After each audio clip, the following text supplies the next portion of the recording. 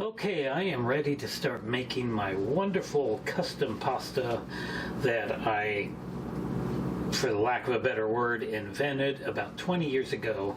I'm sure all these items have been used in pasta salad thousands and thousands of times, so I didn't really invent it.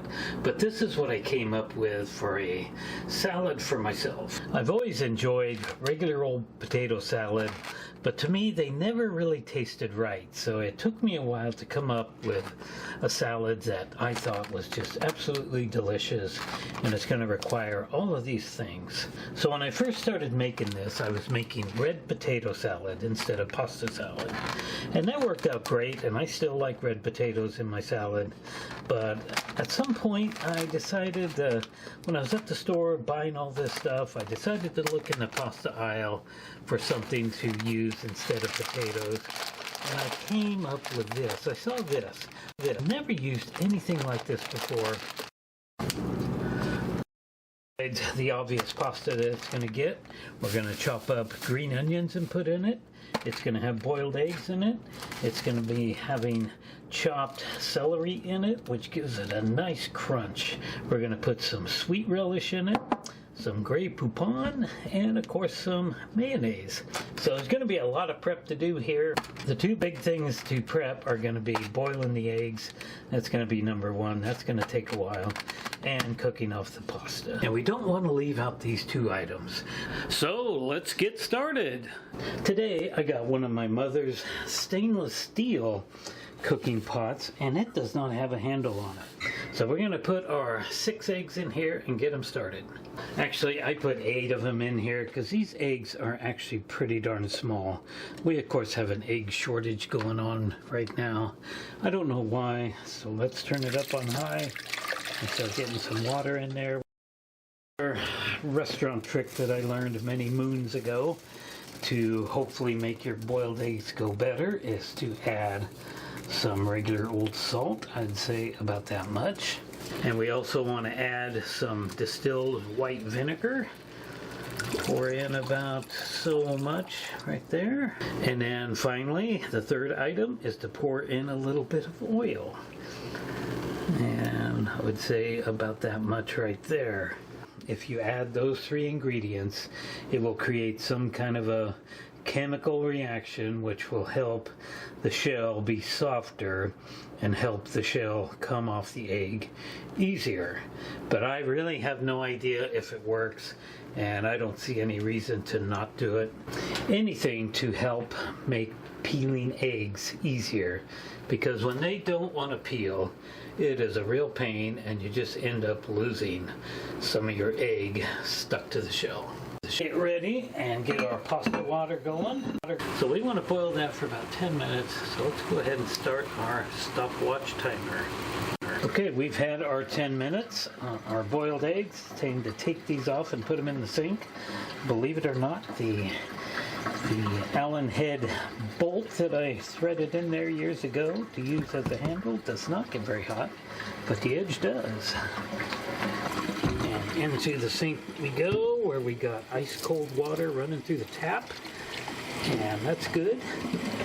So a lot of people don't realize it, but especially this time of year, that water, that cold water that's coming out of the tap is just about 40 degrees, which is what the health department requires for refrigeration. So you can actually leave something in here for a long time running under cold water, and it'll be refrigerated. But of course, you don't want to waste that much water. So we'll have to run this for a few minutes. Move our pasta water over to the burner, which is still on, but we'll need to turn it up higher because we need to get that boiling. Okay, my waters are boiling away. Add my pasta. I'm just going to add the whole bag in there, and I will immediately need to be stirring it because this stuff will stick pretty bad. So we got this on high. We need to just bring it up to a boil, which it is boiling right now. So I can actually turn it down to about medium. And just got to keep stirring it because this pasta will stick pretty quick. There we go. I like my pasta to be pretty al dente, so I'm going to go about 4 or 5 minutes, and you can see the salt and chemicals are actually starting to come out of the pasta. That is what the foam is, and that's perfectly normal.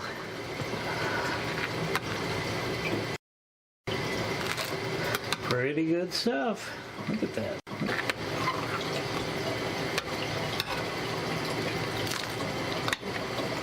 Okay, it has been a minute or so, and I don't want this to really cook too much more. It needs to cook just a little bit more.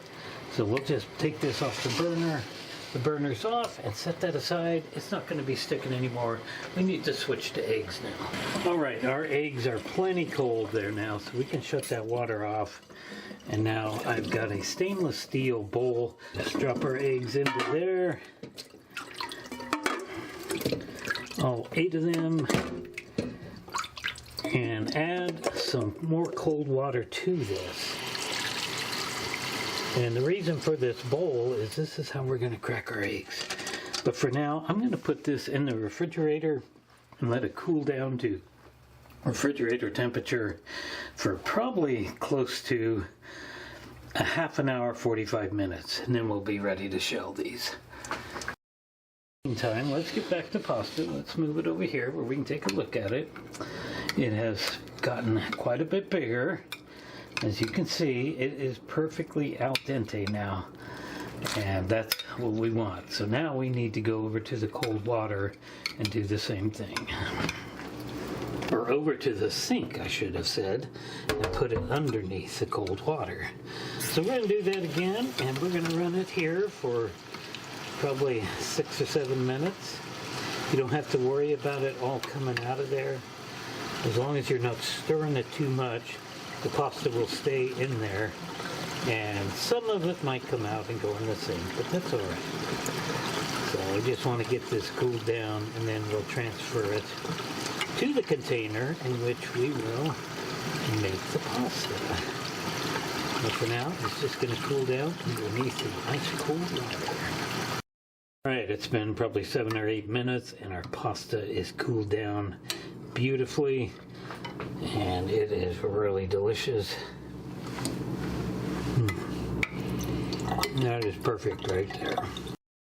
Ultimately put all that pasta in this bowl here, and this is where we're going to mix everything and store it. But first we're going to have to drain our pasta.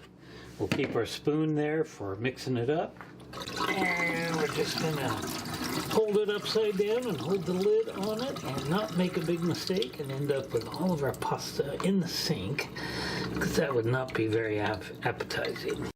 We'll just pour it into our nice little Tupperware situation.